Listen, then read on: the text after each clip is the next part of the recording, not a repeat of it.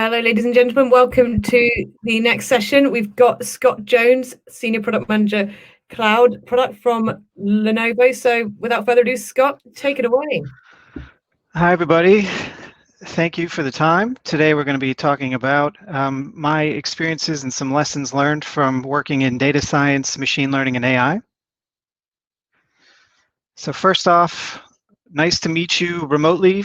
Who the heck am I? I am a product strategy and innovation leader for about 10 years, operating in running the gamut from startup to enterprise, and in a variety of domains. My career has been very fortuitous that I've kind of followed the muse and hopped around. So it's included programmatic digital marketing, adtech, martech, Internet of Things, mobile, the cloud, both running businesses in the cloud and then how the cloud operates, and hardware, and then as well as customer experience, personalization, and curation. And the idea that about 90% of this, not an official calculation, but that's back of the envelope calculation for me, but I think the vast majority of that time has been predicated on working very closely with data scientists and engineers on analytics, machine learning, and AI. So I have some perspectives and key takeaways that I would offer to you in this conversation from that background. The subjects I'm going to touch on are an innovation team structure that's worked really well for me, an innovation lifecycle, a couple of best practices for managing data science and AI and ML through agile processes and rituals, because that can sometimes have some gotchas. Some common data scientist archetypes, a little bit humorous, but also grounded in reality, and I have stories to share with each one, so just things you could look out for. The differences in startup versus enterprise for this domain as a product manager. And then finally, a question that's very interesting, given that data science, machine learning, and AI are inherently technical, how much does a product manager really need to know? And then the buyer beware at the bottom. First one is we're time boxed, so you can expect some broad brushstrokes and some hand waviness. I will also apologize for any generalizations, things that might sound unfair. Again, we're moving fast, so broad brushstrokes. What I'm offering are experiential thoughts and guidelines, but certainly not rules. So this is almost like a Rorschach test. I'm showing you ink blots, and you see how you react and how it relates to your experience.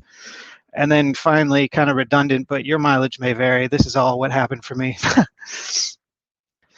So first, looking at what I'm showing here, and this is the idea of a team structure that's been very performant for me in a variety of environments, larger companies, smaller companies, et cetera. And so the fundamental pitch is what I describe as an innovation lab that allows you to develop, test, and scale data science, but more specifically AI and ML products. Like I said, I've used this or variations of it or something close that smells a lot like to it multiple times with great success. Fundamentally, we are here proposing a relatively small team deployed to discrete opportunities, but you could scale it up as the needs or budgets afford. Kind of fundamental to this conference and who I am, one of the first things I'd call out is on the left, the entrepreneurial product manager. Maybe consider them a, quote, mini CEO.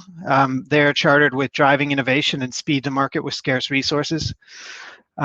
We also have a full stack developer. The key thing here being that they can build, like, what does that full stack mean? Let's call it out. They can build a UI if there's a presentation layer to a user. They can do the services and APIs behind the scenes. They can interact with and set up databases. They can set up data pipelines. They can do it all.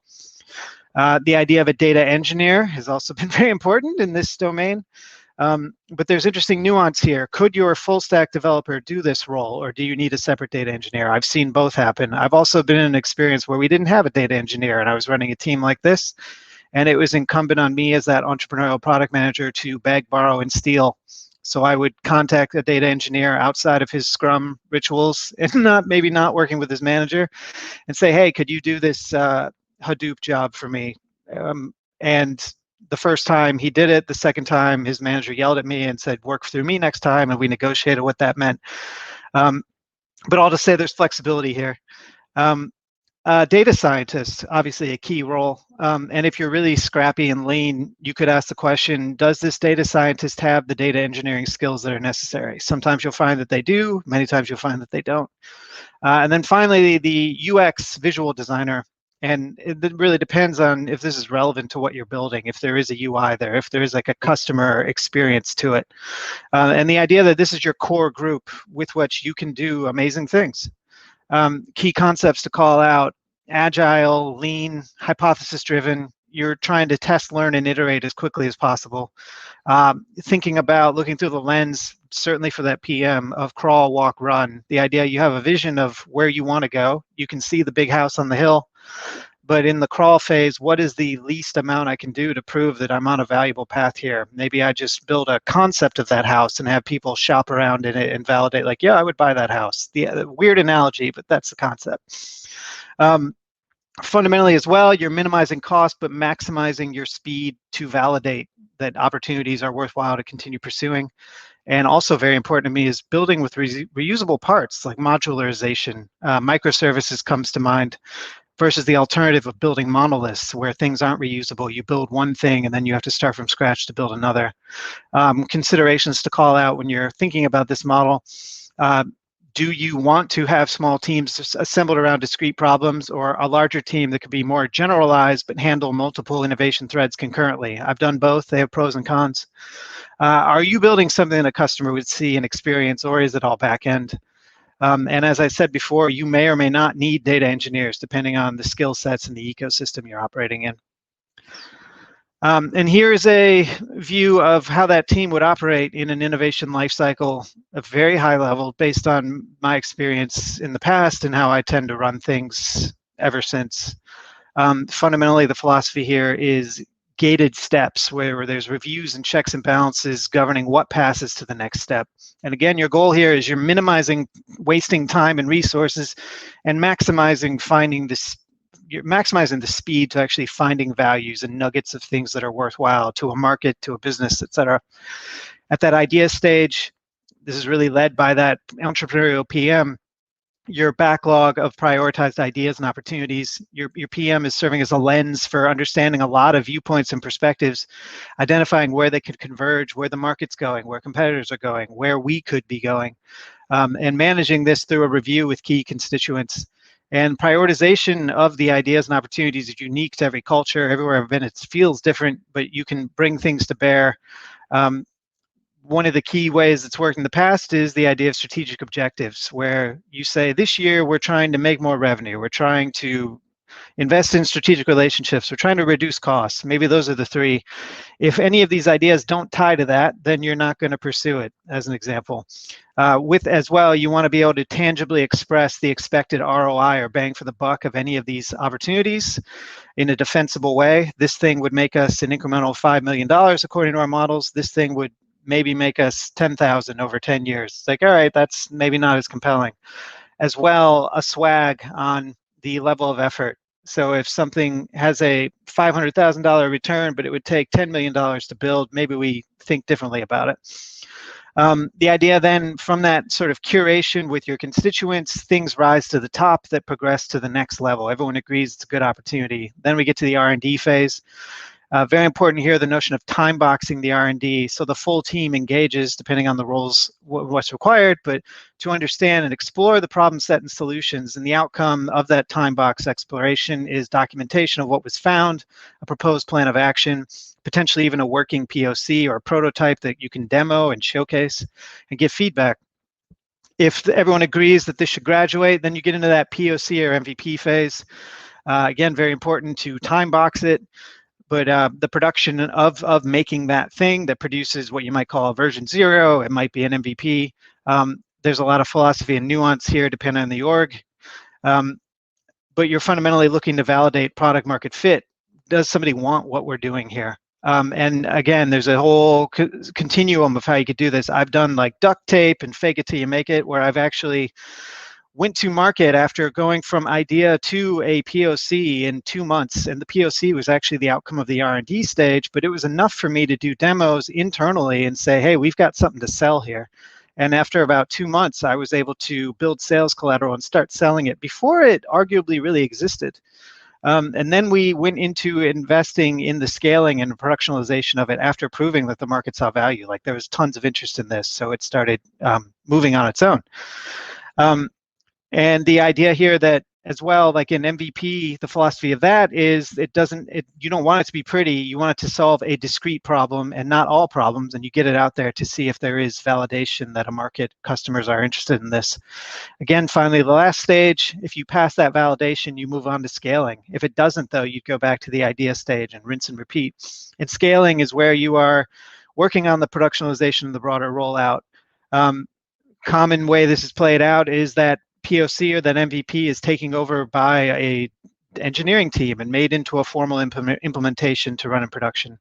And then you unleash the product lifecycle all the way to end of life and doing all your kind of regular cadence of managing products. So now a couple of best practices for operating the space in an Agile framework. This is where I start flashing my, I'm sorry, I might be generalizing things sign. I don't mean to offend anyone. But the first thing to call out is data scientists fundamentally tend to come out of academia where you can explore ideas for semesters or years even. As we know, a business and a customer value needs to be delivered on a much faster time scale than that. You will often hear a data scientist saying, I need more time to explore this. And it could seem like they're saying that on an infinite loop. So you want to kind of hedge your bets here. And one of the ways I do that is time boxing R&D in spikes. So the way I approach it is setting up spikes or R&D stories as time box exercises where I will explicitly say, you can work on this in a single sprint, or you can work on it for 3 to 5 days within a sprint.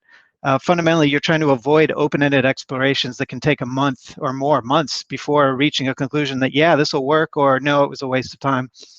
Call out at the bottom, this is the obvious thing. Everyone will tell you, you can't time box everything in AI and ML work or data science in general, but you want to establish the discipline of thinking about smaller hypothesis-driven increments rather than thinking really big all the time. The next best practice I would offer is a set of acceptance criteria that I use to guide R&D, and I kind of coalesced around this 10 years ago and have been refining it ever since. But you'll notice that R&D work in data science in general can be very ethereal, esoteric, hard to pin down. It's incumbent on you as the PM to get crisp on your expectations and drive focus. So this is my skeleton set of things that I type through muscle memory now every time I'm writing an R&D story. But my acceptance criteria will start off saying it is a time-boxed exploration. So you're setting that expectation that this is not open-ended. Like I said before, it can be based on, you might limit it on story points. You might say this is a 2-point exploration. You might say 2 to 3 days or 3 to 5 days, or you might say in a single sprint. But the key takeaway, don't let it be open-ended. Call out explicitly that they're going to be building a POC or a prototype if that's applicable. You'd also want to call out to capture documentations of your findings, which could include a design or architectural concepts. You want to get the info out of everyone's head and into a shared environment like a wiki. And this is a good discipline in general to establish. You also want to review with the team, because part of the power of working in this space is everyone has ideas and input. Sharing ideas, cross-pollinating, getting a reaction from everyone breaks down silos and helps you drive greater value. And then also very important, I like to call out writing the implementation stories per the agreed upon path and make that part of the acceptance criteria. So after we have that review with the team, everyone says, yeah, this looks great. Let's pick this design concept. Cool, how would I implement that? Let's hash out what those stories would be. And that sets the stage for actually implementing this. And the risk if you don't do that is R&D kind of becomes a thought piece. It goes and sits on the shelf for a while. When this work is prioritized, you pick it back up and you go, oh crap, how do we do this? So you want to capture that when you have the momentum. Common data scientist archetypes. Kind of humorous, but grounded in reality, I promise. And again, flashing that generalization sign, I don't mean to offend anyone. The first one is the unicorn, the full stack data scientist. So this person can do everything. They can accomplish crazy things by themselves. They can build back-end modules. They can build a UI that looks great. They can do all the plumbing behind the scenes. They might not operate with engineering best practices. They can move fast and they can build trust and confidence from the business. People believe in them and will say, hey, this guy's great, or gal. they can release straight to production. Leadership teams will notice this person and they will make room and give them a lot of runway, but that can also lead to a lot of problems. You'll drive great value, but you could set yourself up for problems. It can be difficult to tie their work to formal engineering environments, cadences, and rituals. And something I've seen very often is your unicorn will build a first version of something that's amazing, and they do it really quickly. An engineering team takes it over, and the momentum slows way down as it gets into a more formal engineering process. Leadership teams sometimes can't handle that, and there's no easy way to navigate that. So it's something to be aware of. The next persona is the fresh out of school noob, and I think that's an image of a noob. They have lots of energy, enthusiasm, and ideas, but they don't have a lot of experience. They have training in how to explore problems, but they don't have a lot of practical applications, and they probably have no business or domain knowledge. So it'll be incumbent on the PM, keep them grounded in the realities of the business, the realities of what you're trying to achieve, and guide them towards tangible incremental value delivery. The final one is another interesting one. The elegant way I came up with to describe them as a data scientist who needs a data engineer or other support.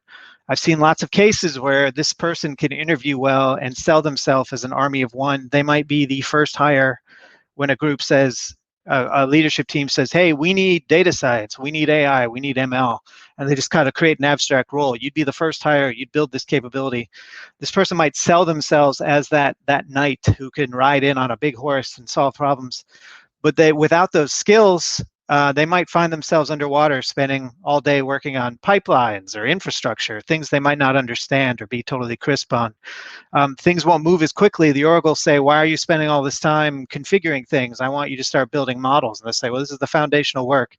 And oftentimes the data scientists will flame out. The challenges they might find might be data pipelines, configuring resources in the cloud, setting up infrastructure in general. All those things I've seen in the past. Here we're talking about startup versus enterprise. What are the differences when working in data science, ML, and AI? And these things can abstract to any domain, really. On the startup side, the first thing to call out is there's often an appetite to, quote, move fast and break things. On the enterprise side, the counterbalance is you're going to have a slower cadence. There's going to be some degree of bureaucracy to manage risk environments, and they're not going to want you to break things. There's going to be a lot of control in place. Next, on the startup side, likely fewer integration points and dependencies, allowing you to move faster. Like if you need access to data, you'd walk over to somebody, or now hit them up on Teams or Slack and say, hey, can I? What schemas do you have there? Can I access that one? And they might say, sure, let's do it. On the enterprise side, you're going to find complicated environments, silos, institutional firewalls that will all impede data access and generally slow down progress and adoption. A common term here will be like kingdoms or fiefdoms. It becomes very competitive. People might build something that could be very valuable to you, but they won't give you access because they have budgets and they're trying to manage their own sort of public relations and diplomacy. And you have to make a case why it makes sense for them to work with you. It can get very complicated and things won't move as quickly. On the startup side, again, budgets can be limited for humans and technology, but this can also be liberating. As a creative person, I love the idea of operating under constraints to drive innovation. And these constraints can allow you to find answers to problems that you might not have otherwise have found. On the enterprise side, you might also find that budgets can be limited, especially in today's climate, but as well, they will likely have larger wallets, so there is the potential for greater funding and absorption of costs. Here we're getting to how much does a PM really have to know, and I was doing some self-reflection here, self-awareness, and have to know about data science, AI, and ML to operate in the space. I studied economics and film in college. I spent several years out of school as an analyst in different domains before getting into product. And my first PM role was working with the data science team at an internet yellow pages company. I know I'm weird and unique, and I know my wife would agree with that statement, and yet I still feel like these are objective truths I'm offering here, at least at some level. So fundamentally, I don't think you need to be an expert in data science, ML, or AI to guide a roadmap. You don't need an advanced degree or coding experience. It would be helpful. You don't need it. You do need intellectual curiosity. That's fundamental. And you do need to be analytical and data-driven. That's also fundamental. No way around it. And built into that as well, you need the ability to think very strategically, multi-directionally, and multi-dimensionally. You can't be super linear. You have to see all the things and be able to connect dots. The next thing is calling out that you need to keep the teams grounded in value delivery. So again, not being super technical, you need to be able to call things out. So avoiding shiny objects and cool ideas that might not be relevant, keeping the team focused on business objectives and customer value delivery. And you keep your eye on the strategy. Like, this is a cool thing we're doing, but does it help me get where I want to be in 3 years? And common questions you would ask, like, hey, what's the crawl version of that? That sounds really neat and expensive. How can we prove that cheaper and faster? Does this really solve these key problems for the customer, for the business, for constituents, for our competitive position, et cetera? You keep hammering those questions out. And fundamentally think about yourself as the charioteer guiding the chariot. And the charioteer doesn't need to know how the horses operate. That's a weird analogy again, but the idea that you don't have to be as technical about being a horse as the horse is very strange. Finally, stay focused on the what and why. That's a huge role that you can do, again, not being super technical. So if you're already, even if you are already technically sophisticated in data science, I'd counsel you to focus on the what and the why and let the team solve the how. And the how from the PM, if you're bringing a lot of hows to the table, it can build resentment. And I've seen that from direct personal experience. And as well, if you abstract this or carry it over to an engineering sort of role, I've seen lots of stuff built by engineers who become product managers. And again, generalization, sorry, but they will often end up building things from an engineer's perspective. And you can imagine the same thing happening with a really technical product manager. You got to be able to have your head raised up for that multidimensional perspective about where does this fit in our strategy. And then an interesting example that I like would be Netflix. If I could imagine being a fly on the wall there 10 years ago, I wasn't there, but imagine a PM there probably came into a conversation with a how, saying something like, hey, we should have a recommendation engine that looks at what users have used, looks at their engagement with things, and then comes up with what they should use, what we think they would want to watch next. It would drive great experience to the customer and greater lifetime value to us. The PM probably didn't say, hey guys, we should use collaborative filtering to drive recommendation engine, but rather they would leave the how to the team, and the team, at least at that point, used collaborative filtering. So some of the guiding principles: be curious, ask lots of questions, never stop learning. That's how you climb the learning curve without the technical background. In my own experience, I consume information on these domains from a variety of sources, and I'm always looking to connect dots. And then look to build mental models at layers of abstraction such that you can take something from one area and apply it to another. An example from my own experience, I once interviewed at a clinical trials company where they have an app on a mobile phone that's designed to capture patient feedback on medications. I had just read that Uber had a patent on a machine learning model that looks at the motion of the gyroscope on a phone to be able to guess that the user's drunk. Well, in the clinical trial space, why not use similar technology to guess that a patient's having an adverse effect from a medication?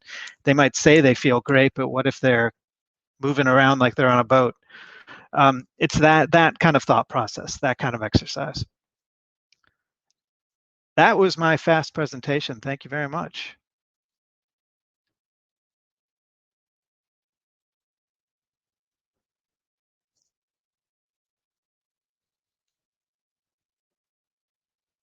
The chat, Fergus has asked, what other routes into data science do you know of? I'm past my academia prime, and do you have any good resources you'd recommend to upskill into data science?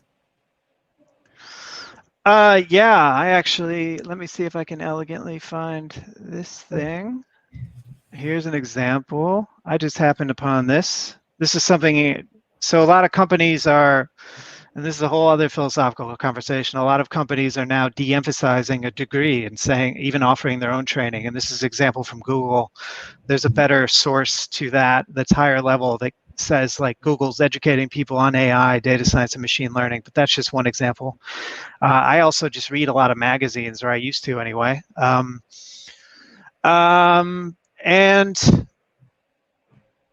I can't think of more like Quora is an interesting example. Fast Company, a variety of other magazines that are tending to write about technology companies. Aaron, I agree. It does look waterfall-y, but I would suggest. I think the difference is that those are not months between the different steps. I tend to manage it into days and weeks. So I've gone, like I said before, I've gone through all those steps for one product in about. I went to the market in 2 to 3 months and then had everything productionalized like 5 months later. So I would argue much faster than waterfall if you have that entrepreneurial PM with a fire under their butt to drive it through. Nice. We've got one here from Christina. What is your advice for successful handoff from MVP to the enterprise development team? Get them onboarded early.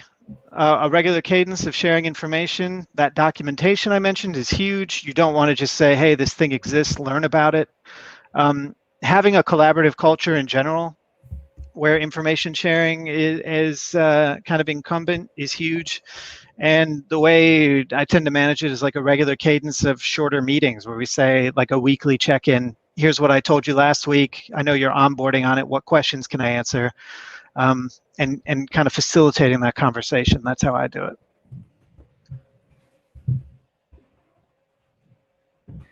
Any more questions for Scott? Oh, here's one from Tanuja. Thank you for your wonderful talk, Aaron. Any advice on how we can prepare for AI, ML product manager interviews? I would suggest building up your repertoire of things that you know about and care about from your own research.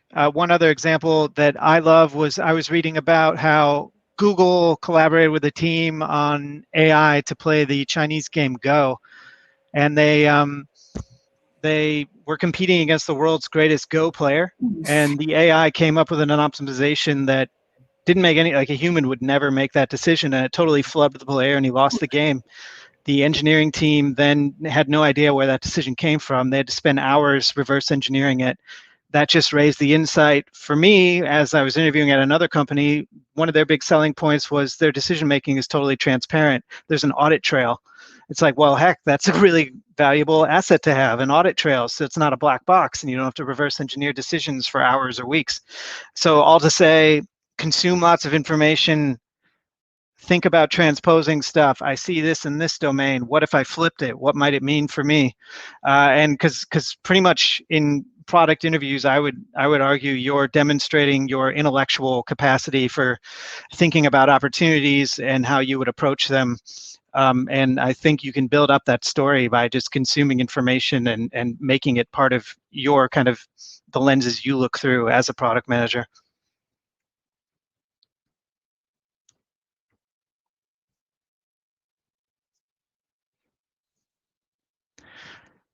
Heather, you're muted. Are you talking to us? I am. Thank you very much. It's not the first time I've done that today. Sorry, everyone. I was just saying, final call for questions. We are pretty much at time, but we can take one or two more if there's any burning cues people have. Give everyone a few seconds. But thank you so much, Scott. That was fantastic. Like I said, really informative. You're getting a lot of love in the chat. If anyone would like to continue the conversation with Scott, I've added his LinkedIn at the top of the chat. Oh, here's one from Abhishek. How do you convince senior leadership, particularly in corporate environments, that your product genuinely solves a problem in the market? Yeah, that's the $1 million question. That's kind of product strategy 101. I actually wrote an answer on Quora about that, about how to validate ideas without spending any money. But you have, so fake it till you make it, where you might even just create a presentation and shop it around to trusted customers and say, hey, would you buy this? That's like the lowest end of it. Then you could even get into like building white, I mean, it depends on what we're talking about, but generally I would say hypothesis-driven testing, where you say, I want to validate, there's this market here, I think they're interested in this. What is the least amount of money and effort I can do to validate that they really are? And data talks. So you bring that data back to the team, and if it's real and there's a story there, that's the story. Great. We've got another one here from TJ. What would your advice for a recent MBA grad, entrepreneurial driven with startup experience, looking to get into more established companies? It's been interesting. They've actually been coming to me. So I've been recruited the past few years by more established companies where they are looking for entrepreneurial people who will help them think differently. They're used to this kind of glacial movement, the analogy of the battleship you're trying to turn, and they want people who think faster, more incremental, more startup-y. So I would suggest reaching out and selling yourself just like that. That's what I do. If you hit me up on LinkedIn, you will see a lot of buzzwords like that, saying like entrepreneurial and et cetera, innovative. So I would suggest telling that story about yourself and marketing yourself explicitly that way. Great advice. Good questions a data scientist would have. Really interesting ones I've had recently tied to that enterprise culture of silos and firewalls. So a data scientist was asking me if I would be a good advocate for them. Like, how would you approach knowing that we need access to this data set, but that team doesn't want to give it to us? So then I sell myself as a diplomat. Like that's a huge role as a PM. You are the evangelist. You're telling the what and the why and the value of what you're doing, and you're trying to get alignment from other people on your team. So that's the story I told. I think as well, a data scientist would want to know, like, execution-wise, we can build cool stuff, but how will you actually get it to market? How will you get teams to build it? How you will get salespeople to care about it? And really things tied to, I think, that team aspect of a data scientist doesn't want to operate in a vacuum. They want what they're doing to reach customers and be actually delivering value. How would you partner with me on that? And then they're also going to want to do just basic reality checks of those things I said you do need, even if you don't have a degree in data science. Like, are you analytical? Are you data driven? If I show you a signal, could you tell me the key takeaway?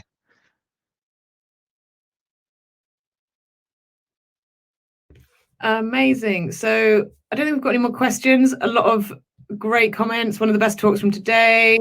Great presentation. So yeah, thanks for showing such a passion for what you do. So thanks so much, Scott. I think everyone's thoroughly enjoyed that and taken a lot from it. Like I said, connect with Scott on LinkedIn to continue the conversation. Thank you so much, everyone, for your questions and for attending. And a huge thank you and round of applause to Scott. Thank you very much. Lots of fun. Thanks for having me. Great. Until next time, take care. Bye.